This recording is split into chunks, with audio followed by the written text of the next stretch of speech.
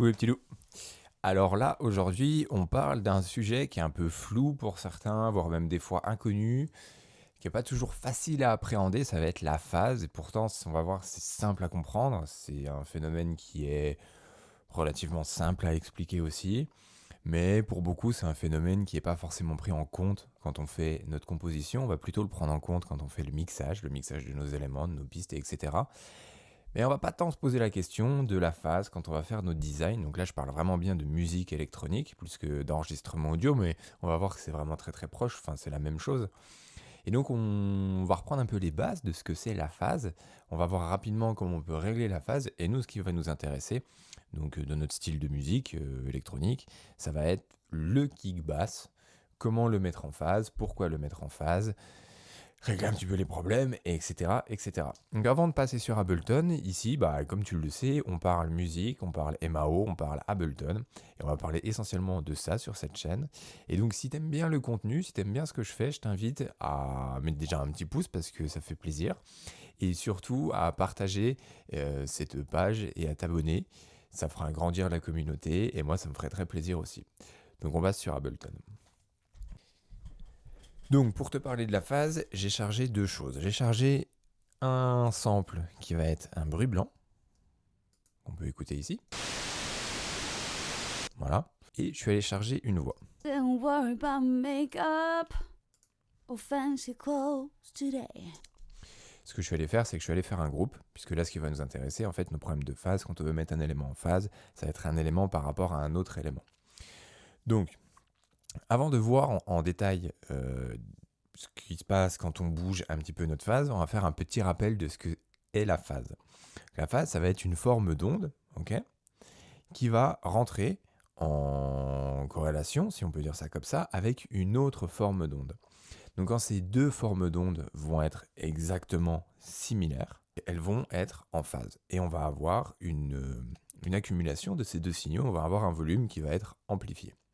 Quand nos phases sont exactement similaires, mais qu'elles sont inversées à 180 degrés, c'est-à-dire qu'on a une inversion exacte de nos deux phases, les creux deviennent des bosses et les bosses deviennent des creux, on va avoir ce qu'on appelle une annulation de phase. Donc on n'aura plus de signal dans le pire des cas. Et après, entre ces deux facteurs, on a une multitude de facteurs. On peut avoir une multitude de signaux, une multitude de formes d'ondes. Par exemple, on peut avoir une forme d'onde A qui rencontre une forme d'onde B qui n'est pas tout à fait la même. Ok ? Et bien, ça va créer ce qu'on peut appeler un filtre en dents de peigne. On peut avoir ces effets de filtre en dents de peigne. On peut avoir des effets de chorus un petit peu. C'est exactement ça. L'effet de chorus, c'est un retard d'un signal 2 sur un signal 1. Et en fait, le retard entre ces deux signaux va créer ces petits effets de déphasage. Et on va avoir ce qu'on appelle le chorus, le phaseur, etc., etc. Donc du coup, ça c'est un truc qui est important à comprendre, c'est-à-dire que entre ces deux facteurs, l'annulation de phase et être en phase, on a une multitude de possibilités. Et nous, c'est vraiment là-dessus qu'on va se concentrer parce que quand on va faire nos musiques, on peut avoir des designs qui vont être super intéressants, jouer avec ça. Par exemple, moi je joue beaucoup là-dessus, en dupliquant mes clips audio, en mettant quelques centièmes en dessous, quelques centièmes en bas, etc. etc. Mais on peut aussi complètement détruire notre mixage et notamment sur le kick bass. Donc par exemple, on va regarder un petit peu là les deux exemples. On va prendre notre vocal. Donc, on l'écoute. And they said, okay. Pas de problème, on a notre voix. Une des premières choses qu'on peut faire pour vérifier qu'on soit bien en phase, ça va être zoomer. Zoomer, puis essayer de voir. Voilà. Bon là on sait qu'on est en phase parce que j'ai pas pris, j'ai dupliqué le clip. Mais on voit, voilà, nos creux sont dans nos creux, nos bosses sont bien en face de nos bosses. Donc la phase en fait c'est ça, hein. C'est avoir un signal et mettre les creux dans les creux, les bosses dans les bosses, et etc. etc. Donc là on voit que c'est le même. Donc si maintenant ma piste qui est dupliquée, je l'allume. Now I didn't bother today. Pas de problème. Mon sample, du coup, le volume de mon échantillon va être dupliqué. Now Maintenant, je suis allé placer un utility. Là, j'ai deux commutateurs qui vont me permettre d'inverser les phases. Donc, je peux inverser la phase à gauche, inverser la phase à droite. On va commencer par inverser les deux phases. Et on va écouter.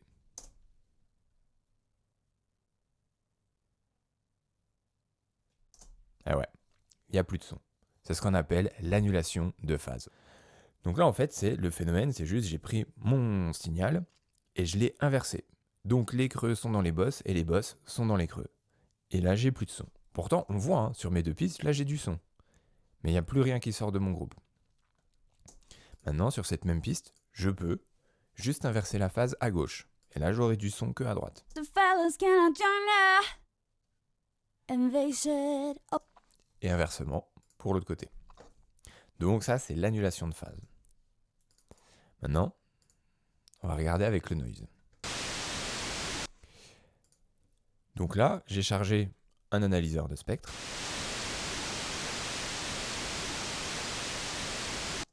Vous voyez à quoi ressemble le spectre. J'ai choisi un noise parce qu'il couvre toute la plage fréquentielle. Et donc, on va bien visualiser l'effet dent de peigne dont je vous parlais. Cette fois-ci, je vais allumer le deuxième. Parfait, c'est plus fort. Mais il n'y a pas de problème de phase. Encore une fois, j'ai juste dupliqué. On voit qu'on gagne en amplitude. C'est tout. Ok, très bien. Maintenant, imaginons que ce bruit, on l'ait enregistré avec 2 micros. Et que ces 2 micros, il y en a un qui est placé un peu plus derrière par rapport à l'autre. On va dire 7 cm derrière. Moins de 10 cm derrière. Donc on a le micro 1, le micro 2 qui va être ici. On va enregistrer la même source sonore. Donc on va dire ce bruit blanc. Le son qui va arriver sur la capsule de nos micros ne va pas arriver au même moment. Donc la phase dans l'enregistrement ne sera pas la même. Donc nos creux ne seront pas dans nos creux et nos bosses ne seront pas dans nos bosses. Donc on n'aura pas une annulation de phase, parce que là la phase n'est pas trop dégradée. On pourrait se dire ça représente quoi? Une milliseconde? 2 millisecondes à tout péter? Ouais, mais 2 millisecondes c'est énorme. Là par exemple, on va même faire moins que ça. On va prendre celui-ci, peu importe, on prend celui-ci, et on va le déplacer de 0,001 milliseconde. Donc pour faire ça, j'appuie sur commande et je le déplace à gauche. Je ne l'ai pas bougé beaucoup, On écoute. Je le remets comme il était. On le déplace de 1 milliseconde à droite.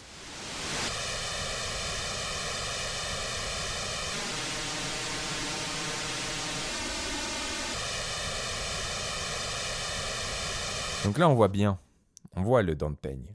On voit bien cette espèce de filtre en dent de peigne qui vient d'apparaître sur notre analyseur. Donc ça, on va dire, c'est l'entre-deux. C'est ce qui va se passer quand on va avoir un élément 1, un élément 2 et qui ne sont pas tout à fait en phase. Donc c'est aussi, par exemple, un effet de chorus. Là, je pourrais prendre celui-ci. On va juste le remettre. Hop. Comme ça. Là, on est en phase. Et celui-ci, on va le bouger de quelques centièmes.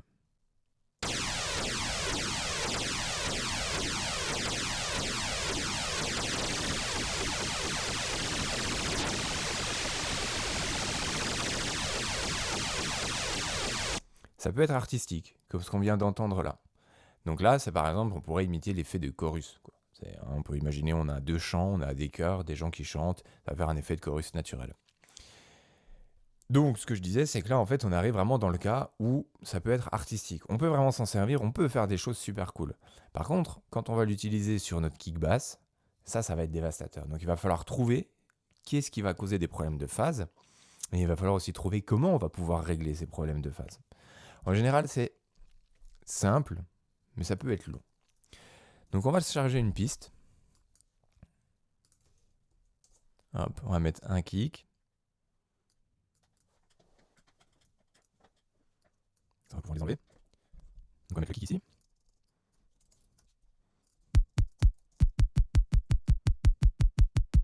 On va mettre une basse quelconque. On s'en fiche même plutôt pas mal de ce qu'on va mettre. On va juste voir 2-3 détails. Donc régler ça, les problèmes de phase entre notre kick et notre basse, sont des choses qui peuvent prendre beaucoup de temps.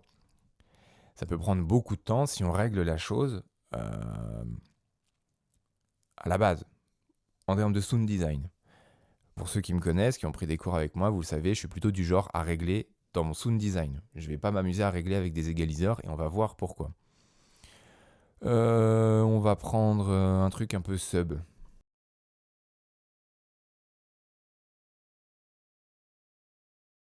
Pourquoi j'ai chargé ça? J'ai pas chargé ça pour rien. Ça, c'est mes racks de pack, c'est mes racks de kick, et c'est comme ça que je bosse mes kicks avec un petit peu de traitement. Mais ce que je veux vous montrer, donc je viens de vous expliquer que la phase pouvait arriver, les problèmes de phase arrivaient avec un retard. Si on analyse maintenant, je prends un analyseur, je prends ça moi, un smectoscope. Je vais le mettre sur mon kick et sur ma basse. Je fais ça.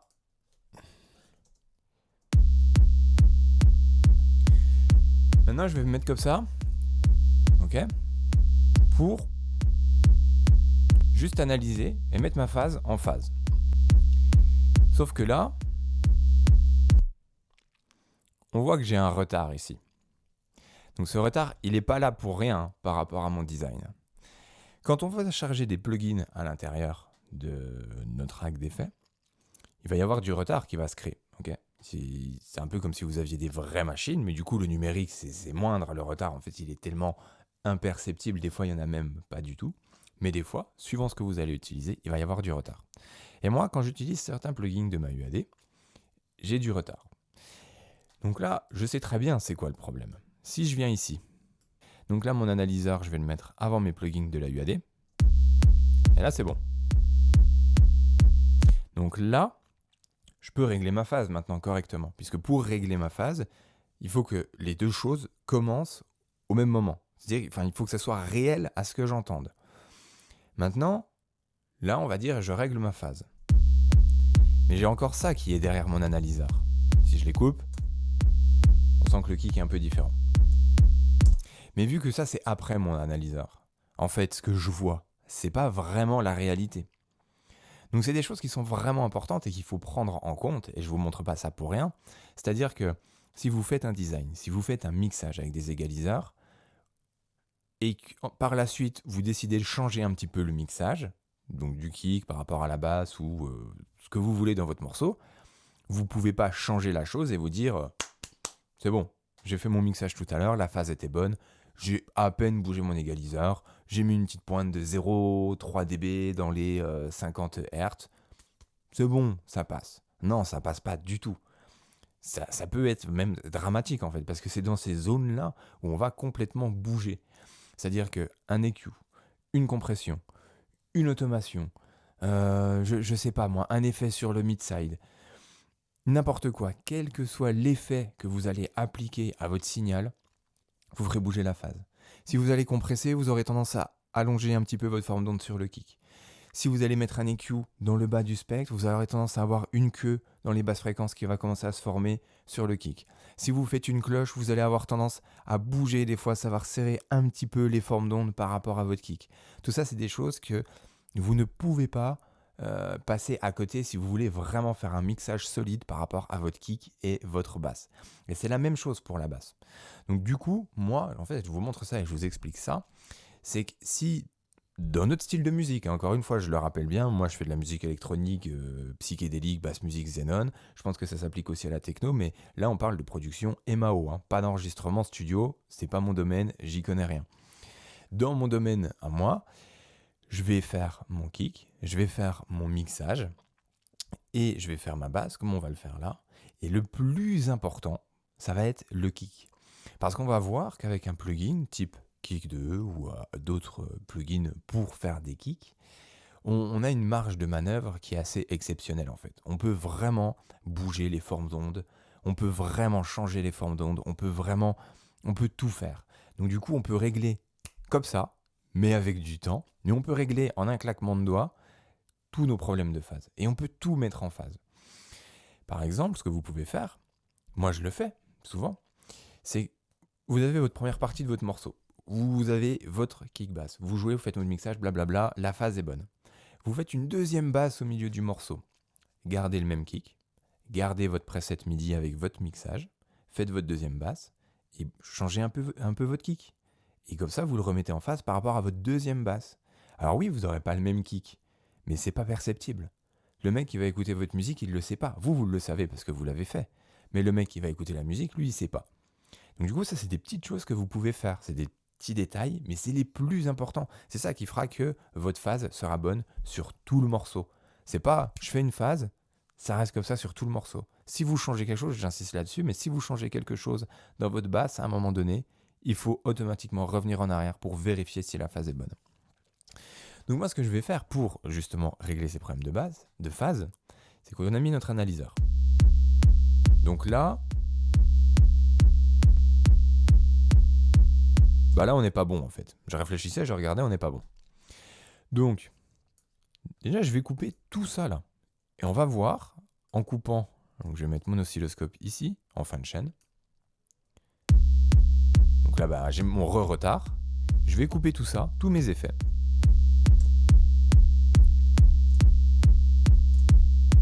Donc vous voyez que là, la phase, je rallume les effets. Et regardez bien où est l'onde par rapport à la basse. On enlève les effets. Et on recommence. Je les remets. Vous avez vu comment la forme d'onde, elle a complètement bougé. Elle est même plus là où elle était. Avec la compression plus l'égaliseur, elle a complètement bougé. Maintenant, on va regarder les égaliseurs que j'ai utilisés. Et vous allez voir que c'est pas de la grosse égalisation. Pourtant, ça change tout. Donc, on va regarder dans l'ordre. On va tout désactiver. Hop, on va faire comme ça. Premier égaliseur, ça va être ça. Donc ce qu'on peut faire, on n'a pas besoin de s'abîmer les oreilles, on va couper le son. Là, on va juste regarder. Alors là, j'ai mon kick. Ok. Donc vous voyez la petite égalisation que j'ai fait, moins 2 dB ici, blablabla. Je ne vais pas expliquer pourquoi j'ai fait ça, c'est pas le sujet. J'ai fait ça, on voit que c'est pas de la grosse égalisation, mais quand même. On regarde le kick. Déjà, ça change. Donc là, la phase s'est pas déplacée, mais on voit qu'elle a vraiment diminué.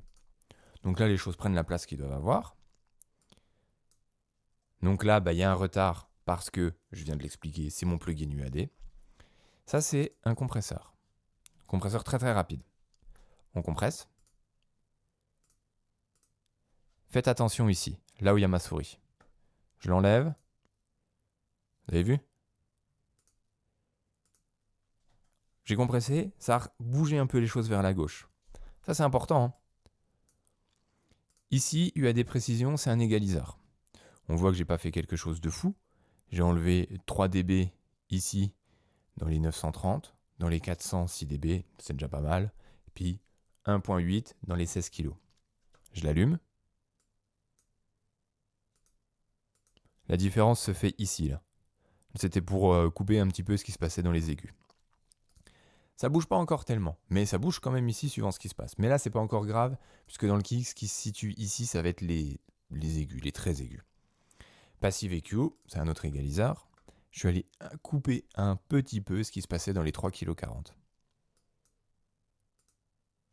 On voit là tout ça, et là, ça bouge. Ensuite, j'ai mis un utility, c'était pour être sûr que ça soit mono. Et une dernière égalisation qui va être celle-ci. Donc là, je suis allé enlever ce qui se passait un petit peu dans le bas du spectre. On le voit dans les 19 Hz. Maintenant, on regarde la phase et on l'allume. Ça la resserre, ça la décale sur la gauche. C'est exactement ce que je vous expliquais. Vous voyez ? Et si je continue, par exemple, on va bouger un peu l'égaliseur en temps réel. Plus je vais couper les basses fréquences, plus ça va se déplacer à gauche. Donc, si je vous montre ça, c'est parce qu'il faut bien comprendre qu'on ne peut pas se dire « j'enlève un petit peu de basse fréquence, mon kick il sonne bien comme ça passe avec la basse ». Ouais, ça passe, c'est sûr, à l'oreille, et il faut toujours aussi se fier à l'oreille, il ne faut pas tout le temps se fier au visuel. L'oreille, c'est un des, on va dire, outils d'analyse les plus importants. Moi, le premier, j'ai des kicks basses, ils ne sont pas en phase. Ils ne sont pas non plus dégueulasses, mais c'est voulu, parce que je les préférais comme ça. Donc c'est pas une vérité absolue. C'est pas quelque chose d'immuable et qui ne changera jamais. C'est à vous de choisir et de décider si vous voulez ça. Mais en l'occurrence, on ne peut pas se dire j'ai baissé mes basses fréquences, c'est bon, ça le fait. Non, ça va créer des problèmes. J'insiste là-dessus, mais c'est le plus important dans notre musique, quoi. C'est ce qui se passe dans le bas du spectre. Donc là, maintenant, je vous ai montré ce qui peut poser des problèmes. Bien sûr, il y aura d'autres choses. Par exemple, je vous montre un dernier détail de ce qui peut poser un très gros problème. Tac. des compressions, des grosses compressions. Je prends ça. Si on écoute, donc le kick, c'est comme il était. Grosse compression.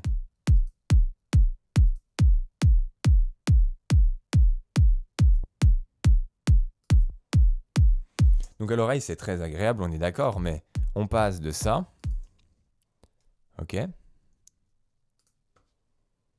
à ça.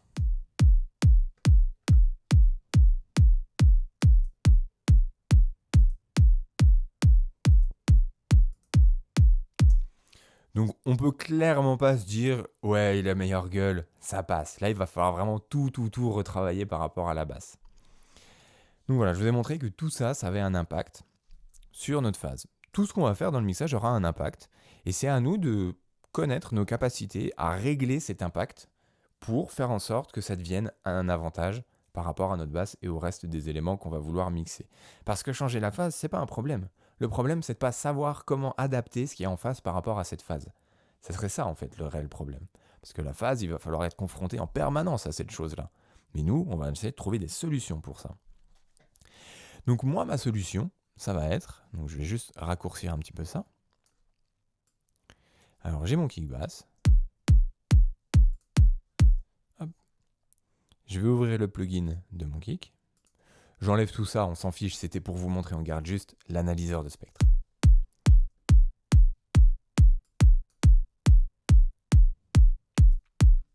On enlève le son, on n'en a vraiment pas besoin. Je fais mon preset de kick. C'est pas un vidéo tuto kick, j'en ai déjà fait, j'en referai une parce que j'ai amélioré mes techniques. Mais on peut voir, en bougeant un tout petit peu ici, ok, je vais rester sur la même tonalité, mais je bouge un tout petit peu. Ça bouge complètement la phase en haut. Regardez le kick rouge en haut. Vous avez vu? Et en termes de sonorité,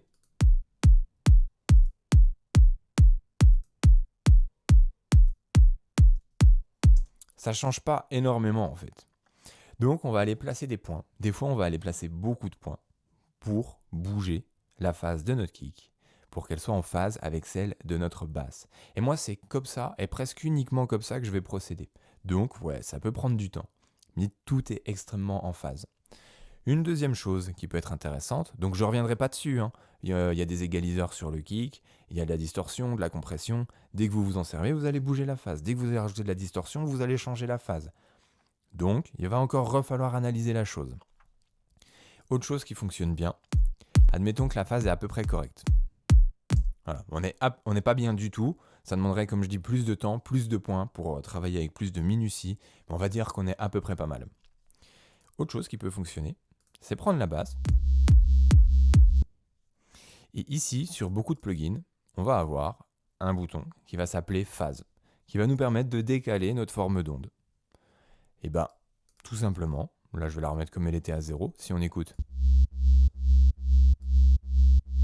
Le son ne change pas, donc suivant le preset que vous allez utiliser, le son lui va changer quand vous allez bouger la phase, c'est normal.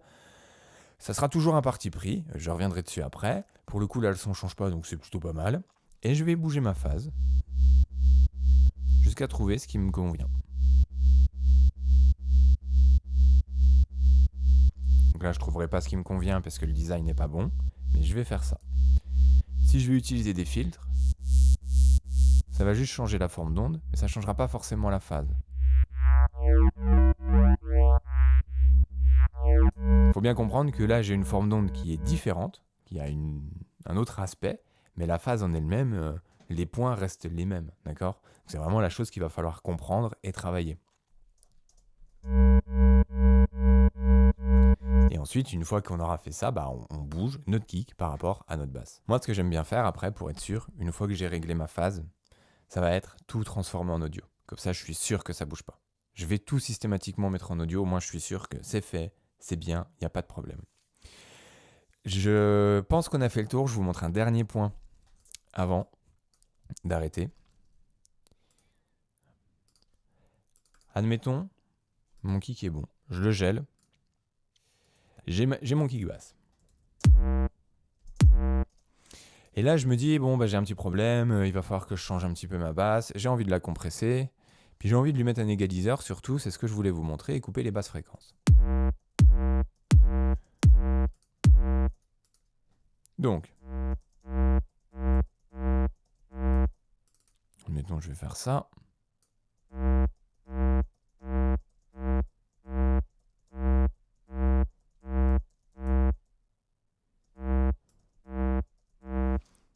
Voilà. Et je vais la geler. Pour vous montrer. Et je vais la réécraser. Vous voyez cette queue là? On pourrait penser qu'on ne l'avait pas, en fait. Parce qu'on a fait notre petit mixage, on a coupé les basses fréquences, machin. Mais en fait, entre ce qu'on voyait, qui était ça, et ce qu'on entend, qui est ça, il y a une grosse différence. Donc, ça, vu que j'ai mon kick qui va être avec,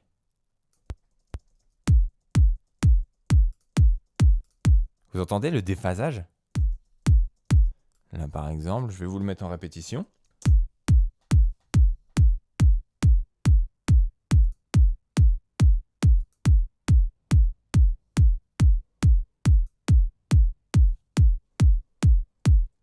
Et bien là, on a un bel exemple de ce que peut créer comme problème la phase quand on n'y est pas avec notre kick. Donc, quand on fait des sub-bass un petit peu comme ça, c'est important que ça soit en phase avec notre kick. Mais ce qui est important aussi, c'est qu'en fait, on n'en a pas besoin de ça. Donc, je vous ai juste montré ça parce que si vous allez utiliser un égaliseur ou un compresseur, vous allez bouger la forme d'onde. Et c'est ce que j'explique là depuis 20 minutes. Et qu'en bougeant cette forme d'onde, il va se créer des choses. Et ce que vous voyez n'est pas forcément ce que vous entendez. Et il va falloir vraiment faire attention à ça. C'est pour ça que c'est intéressant avec des logiciels comme celui-ci de pouvoir tout ressampler pour voir ce que vous faites ou d'avoir un analyseur, un spectroscope comme j'avais là qui va vous permettre d'analyser ce qui se passe en temps réel et de se dire bah mince, là j'ai une queue qui dépasse sur mon kick, il va peut-être falloir que je fasse quelque chose de différent, peut-être qu'il va falloir couper, peut-être que mon égalisation était trop forte, peut-être que si, peut-être que ça. Ça, c'est vous et vos connaissances. Vous devrez mettre en pratique, vous devrez expérimenter, essayer. Des fois, les astuces les plus simples sont les plus efficaces. Pas besoin de se prendre la tête trop longtemps. Il faut vraiment faire attention à ça. Pour moi, je pense qu'on a fait le tour de ce qui était la phase et comment on pouvait analyser la chose. Ça reste un truc qui est vraiment simple à comprendre. Je pourrais peut-être faire d'autres vidéos là-dessus si ça vous intéresse avec plus de détails. Là, on est sur un format assez court, on pourra faire plus de détails, des petits tips pour soigner la phase, etc., etc. Mais là, en tout cas, vous avez vu et vous avez les clés pour prendre conscience des problèmes de phase et comment on va pouvoir les analyser. Parce que c'est vraiment le plus important, en fait. Savoir ce qui crée le problème de phase et comment l'analyser. Donc, je vous dis à bientôt pour une prochaine vidéo. Et n'hésitez pas à vous abonner et à lâcher un petit pouce si vous avez apprécié. À bientôt, Internet.